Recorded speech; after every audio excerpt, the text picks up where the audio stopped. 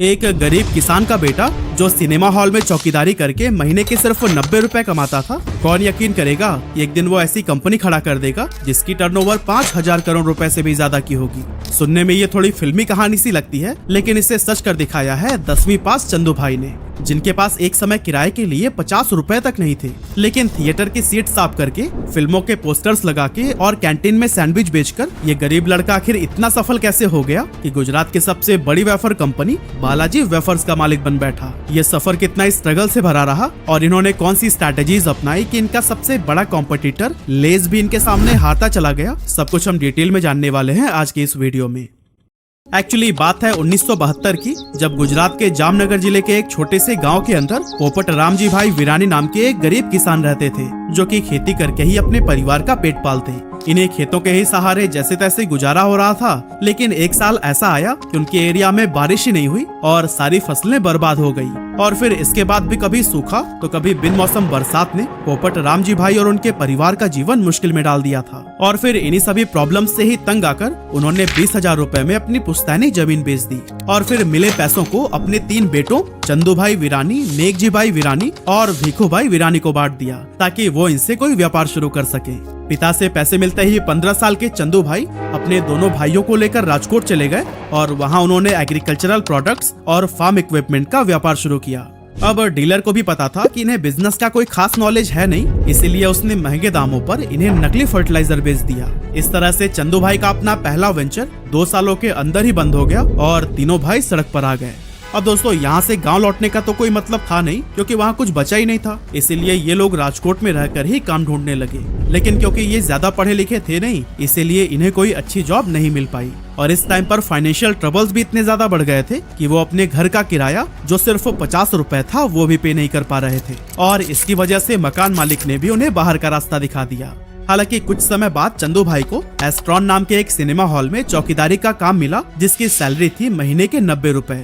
हालांकि चौकीदारी के साथ साथ कभी वो मूवीज की पोस्टर्स लगा दिया करते थे तो कभी कैंटीन में भी काम कर लेते थे, और फिर इस तरह से कम पैसों में ही सही, लेकिन जैसे तैसे करके उनका गुजारा होने लगा। अब क्योंकि चंदू भाई ईमानदार बहुत थे, इसीलिए कुछ ही टाइम के बाद उन्हें थिएटर की कैंटीन का ठेका मिल गया और अब वो इंटरवल के टाइम पर मसाला सैंडविच बनाकर लोगों में बेचने लगे। ये मसाला सैंडविच लोगों को खूब पसंद आया, जिससे कि चंदू भाई ने थोड़ा प्रॉफिट भी कमा लिया था। और जब हालात थोड़े बेहतर हुए, 1982 में चंदू भाई ने गांव से अपनी पूरी फैमिली को राजकोट बुला लिया और अब फैमिली के सभी मेंबर्स एक साथ मिलकर इस काम को आगे बढ़ाने लगे। पर दोस्तों, एक बहुत बड़ी प्रॉब्लम यह थी कि उनका सैंडविच आसपास में पॉपुलर तो बहुत हो गया था, लेकिन जो भी सैंडविचेस शाम में बच जाते थे उनमें अगले दिन फंगस लग जाता और वो पूरी तरह से बर्बाद हो जाते थे। और इन डेली के नुकसान से चंदू भाई भी अब परेशान रहने लगे और फिर इसी परेशानी के चलते उन्होंने सोच विचार करना शुरू किया कि आखिर ऐसा क्या बेचा जाए जो कि कई दिनों तक खराब ना हो। और दोस्तों, इसी दौरान चंदू भाई को पोटैटो वेफर्स बेचने का आइडिया आया।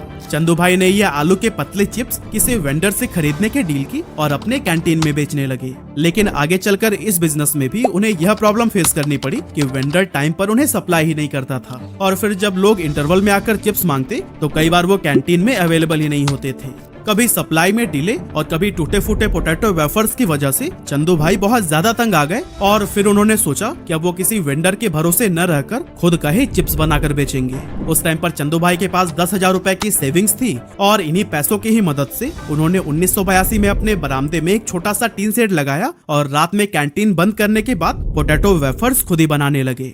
शुरुआती समय एक्सपीरियंस न होने की वजह से काफी मुश्किलों से भरा रहा, क्योंकि इनके चिप्स कभी जल जाते तो कभी नरम ही रह जाते थे। लेकिन कुछ दिनों की मेहनत के बाद आखिरकार इन्होंने परफेक्ट पोटैटो वेफर्स बनाना सीख ही लिया। अब घर पर ही इन चिप्स को बनाने की वजह से चंदू भाई क्वालिटी को भी कंट्रोल कर पाए, जिससे कि इनकी बिक्री काफी तेजी से बढ़ने लगी।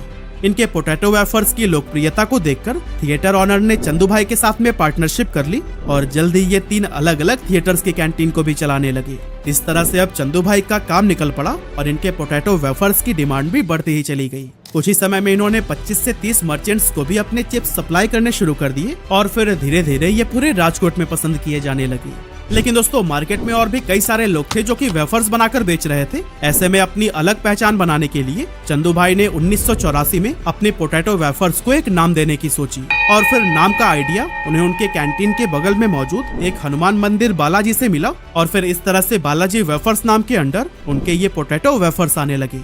लेकिन ये तो बस अभी शुरुआत थी, क्योंकि इतनी सारी कैंटीन्स और मर्चेंट्स से जुड़ने के बाद इनके वेफर्स की डिमांड और भी ज्यादा बढ़ने लगी और एक समय तो ऐसा आया कि परिवार का हर सदस्य दिन रात मेहनत करके भी डिमांड को फुलफिल नहीं कर पा रहा था। ऐसे में चंदू भाई ने सोचा कि क्यों ना वेफर्स बनाने वाली मशीनरी लगाई जाए ताकि कम समय में ज्यादा से ज्यादा प्रोडक्शन किया जा सके।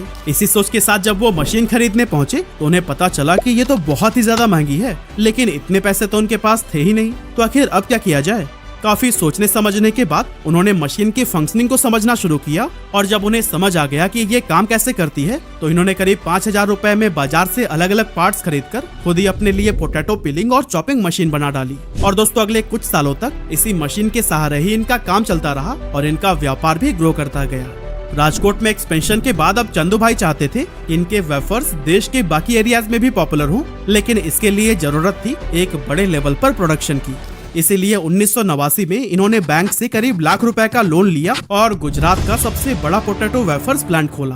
हालांकि उनका ये कदम काफी रिस्की था, क्योंकि उस दौर में बड़े इन्वेस्टर्स या फिर अमीर लोग ऐसे नए वेंचर्स में इन्वेस्ट करने से कतराते थे। ऐसे में अगर लोन लेने के बाद भी बिजनेस नहीं चला तो फिर लॉस का सारा बोझ उन्हें खुद ही उठाना पड़ता। लेकिन दोस्तों ऐसा समय आया ही नहीं, क्योंकि गुजरते वक्त के साथ इनका मार्केट शेयर और कस्टमर्स बढ़ते ही चले गए। इसके बाद आया साल 1992, जब इन्होंने अपने बिजनेस को एक प्राइवेट लिमिटेड कंपनी के रूप में रजिस्टर कराया और साथ ही अपने मैन्युफैक्चरिंग प्रोसेस को ऑटोमेट करने के लिए एडवांस टेक्नोलॉजी वाले मशीन्स का यूज करना शुरू कर दिया। क्योंकि चंदू भाई का मानना था कि भले ही मशीन्स महंगी होती है, लेकिन वो ह्यूमन एरर को कम करने के साथ साथ कंसिस्टेंट क्वालिटी भी मेंटेन करती है। इसके अलावा इन्होंने बिजनेस में अलग अलग रोल्स और रिस्पॉन्सिबिलिटीज को भी बांट दिया, जिससे बिजनेस ऑपरेशंस को मैनेज करना आसान हो गया, क्योंकि अब हर किसी को अपना काम पता होता था। और फिर आगे चलकर अपना डिस्ट्रीब्यूशन नेटवर्क मजबूत करने के बाद से तो चंदू भाई की कंपनी बालाजी लोकल से उठकर पहले रीजनल और फिर नेशनल लेवल का ब्रांड बन गया।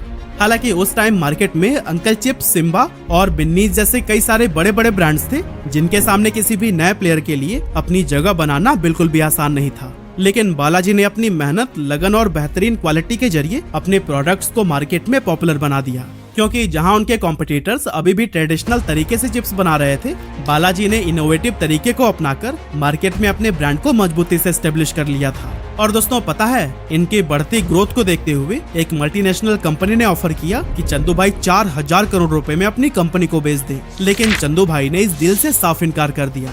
इसके कुछ समय के बाद बालाजी पोटैटो वेफर्स के अलावा नमकीन और कई दूसरे स्नैक्स भी बनाने लगे और इनके टेस्ट को भी लोगों ने खूब सराहा, जिससे धीरे धीरे ये गुजरात से निकलकर उत्तर प्रदेश, मध्य प्रदेश और इनके ही जैसे कई सारे स्टेट्स में अपने पैर जमाने लगे। इस एक्सपेंशन के साथ ही बालाजी इस बात का भी ख्याल रख रही थी कि कंपनी जो बना रही है वो लोगों की पसंद के अकॉर्डिंग है या फिर नहीं, क्योंकि चंदू भाई को बहुत अच्छे से पता था कि गुजरात के लोगों को जो फ्लेवर पसंद है जरूरी नहीं कि महाराष्ट्र, राजस्थान या फिर यूपी में वही पसंद आए। इसीलिए ये इस तरह के भी स्नैक्स को बनाने लगे जो कि लोकल टेस्ट को जस्टिफाई कर सके।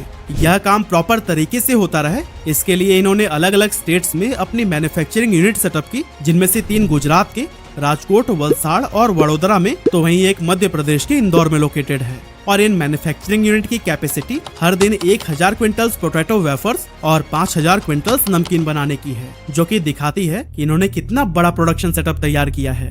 अलग अलग जगह पर फैक्ट्रीज लगाने का फायदा ये हुआ कि ये लोकल मार्केट्स को बेहतर तरीके से सर्व करने लगे, जो कि इनके मार्केट शेयर को बढ़ाने में काफी मददगार साबित हुआ। यही वजह है कि 2006 में बालाजी वेफर्स ने गुजरात के पोटैटो वेफर्स मार्केट का 90% हिस्सा अपने नाम कर लिया था और फिर इसके बाद से इनकी ग्रोथ को कोई भी नहीं रोक सका। हालांकि तभी अचानक 2011 में कुछ ऐसा हुआ जिसने कंपनी की मुसीबतें बढ़ा दी।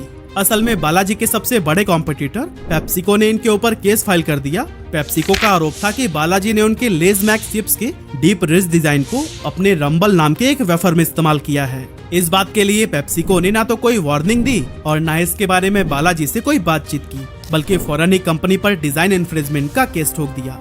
मतलब आप खुद ही इमेजिन करिए कि एक इंडियन ग्रोइंग कंपनी के ऊपर मल्टीनेशनल जायंट का अटैक। बहुत लोगों का मानना था कि ये केस पेप्सिको ने फ्रस्ट्रेशन में किया था, क्योंकि बालाजी की बढ़ती पॉपुलैरिटी का असर इनके भी स्नैक्स पर पड़ने लगा था। खैर रीजन जो भी हो, पर चंदू भाई ने हार नहीं मानी। इन्होंने पेप्सिको के एलिगेशंस का सामना किया और कोर्ट में आर्ग्यू किया कि पेप्सिको सिर्फ इन्हें इसलिए टारगेट कर रहा है क्योंकि बालाजी वेफर्स की ग्रोथ बढ़ती ही जा रही है। लेकिन इन सब दलीलों के बावजूद हाई कोर्ट का फैसला पेप्सिको के हक में आया और कोर्ट ने बालाजी को अपने चिप्स का डिजाइन बदलने का ऑर्डर दे दिया। इस फैसले के बाद से बहुत सारे एक्सपर्ट्स को ये लगने लगा कि अगर वेफर्स की पैकेजिंग का ही डिजाइन बदल गया तो ये स्टेप उनके ब्रांड के लिए काफी नुकसानदायक हो सकता है। लेकिन चंदू भाई ने कहा कि लोग बालाजी के नाम पर भरोसा करते हैं, न कि पैकेजिंग, डिजाइन और लोगो पर। और दोस्तों आगे चलकर हुआ भी यही, क्योंकि जहां एक तरफ लेज का मार्केट शेयर धीरे धीरे घटता जा रहा था, वहीं बालाजी वेफर्स की ग्रोथ हर साल 20 से 25% की स्पीड से बढ़ रही थी। 2019 तक आते आते कंपनी के पास 65 से ज्यादा प्रोडक्ट रेंज थी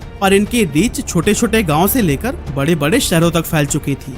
इसके अलावा इनका डिस्ट्रीब्यूशन नेटवर्क भी 1225 से ज्यादा डीलर्स तक पहुंच चुका है। और हाँ, द इकोनॉमिक टाइम्स ने इनकी इसी ग्रोथ और लोकप्रियता को देखते हुए इन्हें सुल्तान ऑफ वेफर्स का नाम दिया।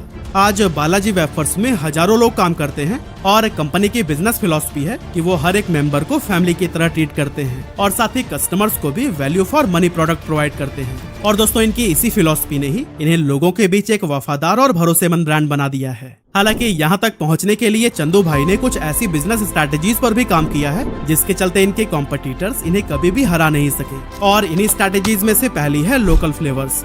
अब जैसा कि हमने जाना कि बालाजी वेफर्स की शुरुआत तो गुजरात में हुई थी, लेकिन चंदू भाई को पता था कि अगर इन्हें नेशनल लेवल पर अपनी पहचान बनाना है तो फिर इंडिया की बाकी मार्केट में भी अपनी प्रेजेंस बनानी होगी। इसीलिए इन्होंने गुजरात से निकलकर देश के दूसरे हिस्सों में भी अपना फुटप्रिंट बढ़ाया। और इस एक्सपेंशन का सबसे बड़ा फायदा ये हुआ, इन्हें लोकल फ्लेवर्स के साथ में इनोवेशन करने का मौका मिला। लेकिन ये इनोवेशन सिर्फ फ्लेवर तक ही सीमित नहीं रहा, बल्कि बालाजी ने हेल्थियर स्नैकिंग ऑप्शंस भी इंट्रोड्यूस किए, जैसे कि बेक्ड वेफर्स और रोस्टेड नमकीन, ताकि हेल्थ कॉन्शियस कंज्यूमर्स का भी ध्यान रखा जा सके। और हाल ही में इन्होंने अपनी हाउसमेड नूडल्स गिप्पी को लॉन्च करके भी नूडल मार्केट में एंट्री की है। इसके अलावा बालाजी वेफर्स ने इंटरनेशनल मार्केट में भी कदम रखा है, जहां यूएसए, यूके, यूएई और ऑस्ट्रेलिया जैसे देशों में इनकी एंट्री ने इन्हें ग्लोबल पहचान दिलाने का काम किया। दूसरी स्ट्रैटेजी है variety of products and innovations. Market में टिके रहने और खुद को कॉम्पिटिटर्स से अलग दिखाने के लिए प्रोडक्ट डाइवर्सिफिकेशन और इनोवेशंस बहुत जरूरी है। और बालाजी वेफर्स ने भी इसे बखूबी समझा और अपने प्रोडक्ट्स की रेंज को डाइवर्सिफाई किया, जिसमें इन्होंने 3 मेन प्रोडक्ट कैटेगरीज तैयार की। पहला है वेस्टर्न स्नैक्स, जिसमें 12 प्रोडक्ट आते हैं और ये वो स्नैक्स हैं जो कि ज्यादातर यंग जनरेशन और अर्बन क्राउड को टारगेट करते हैं। दूसरा है नमकीन, जो कि भारतीय घरों में बहुत पॉपुलर है, खासकर चाय के टाइम पर स्नैक्स के रूप में। और इस कैटेगरी में उन्होंने 23 प्रोडक्ट्स लॉन्च किए हैं। एंड थर्ड है वेफर्स, ये इनकी कोर कैटेगरी है जिसमें 12 प्रोडक्ट्स आते हैं और बालाजी वेफर्स अपने यूनिक और क्रिस्पी वेफर्स के लिए ही सबसे ज्यादा जाने जाते हैं। और कुछ इसी तरह से कंपनी की थर्ड स्ट्रैटेजी है यूज ऑफ टेक्नोलॉजी। चंदू भाई शुरुआत में सब कुछ अपने हाथों से ही किया करते थे, चाहे वो वेफर्स को फ्राई करना हो या फिर उनकी पैकेजिंग। लेकिन इन्होंने जल्द ही ये समझ लिया कि मैनुअल काम करने में कंसिस्टेंसी की कमी होती है और इससे प्रोडक्ट की सेल्फ लाइफ भी कम हो जाती है। इसीलिए जिस समय दूसरे ब्रांड्स हैंडमेड चिप्स बना रहे थे, तब इन्होंने ऑटोमेशन का सहारा लिया और आज बालाजी वेफर्स दुनिया के टॉप फूड प्रोसेसिंग सप्लायर्स से मशीन इंपोर्ट करते हैं। इसका सीधा असर इनकी प्रोडक्शन एफिशिएंसी पर पड़ा है, जिससे इनकी कॉस्ट कम हुई है और ये मार्केट में कॉम्पिटिटिव एज बनाने में सफल हुए हैं। और दोस्तों इसी तरह से बालाजी वेफर्स की फोर्थ स्ट्रैटेजी है कस्टमर फर्स्ट। अब बालाजी वेफर्स की पूरी कहानी का सार भी यही है, इन्होंने हमेशा ही कस्टमर्स को किंग माना है। इनके लिए सबसे जरूरी यही था कि अपने कस्टमर्स को अच्छी क्वालिटी के प्रोडक्ट्स रिजनेबल प्राइस पर प्रोवाइड करें। जब दूसरे ब्रांड्स कस्टमर सेटिस्फेक्शन को नजरअंदाज कर रहे थे, तब बालाजी वेफर्स ने इसे अपनी प्रायोरिटी बना ली। इन्होंने कंसिस्टेंट टेस्ट और क्वालिटी को मेंटेन करने के लिए बहुत मेहनत की, ताकि इनके कस्टमर्स को हर बार वही स्वाद मिले जिसकी उन्हें उम्मीद है। बालाजी वेफर्स के डायरेक्टर श्याम वीरानी कहते हैं कि आपको हमारे क्वालिटी, क्वांटिटी और प्राइस का मैच किसी भी ब्रांड में नहीं मिलेगा। और दोस्तों यही आत्मविश्वास और डेडिकेशन है जिसने बालाजी वेफर्स को मार्केट में एक स्ट्रॉन्ग ब्रांड इमेज दिलाई है। बालाजी वेफर्स की कहानी सिर्फ एक स्नैक्स कंपनी के ग्रोथ की कहानी नहीं है, बल्कि ये उस जज्बे की कहानी भी है जो कि हर मुश्किल को अवसर में बदल देती है।